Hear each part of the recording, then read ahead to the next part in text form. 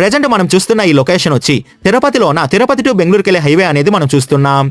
ఈ హైవేలో వస్తున్న మారుతి సుజుకి స్టోరూమ్ ఆపోజిట్ వచ్చే గజలక్ష్మి లేఅవుట్ లో 2 ప్లాట్స్ అనేటివి సేల్ కలుగున్నాయి. ప్లాట్ నంబర్ 1 అనేది మనం చూడబోతున్నామండి.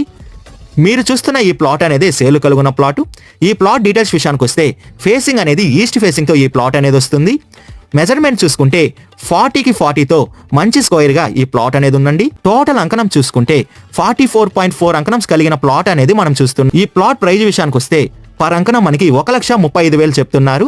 మన పేమెంట్ మెథడ్ బట్టి నెగోషియేషన్ అనేది చేస్తారు. ప్లాట్ నెంబర్ 2 అనేది మనం చూడబోతున్నాం.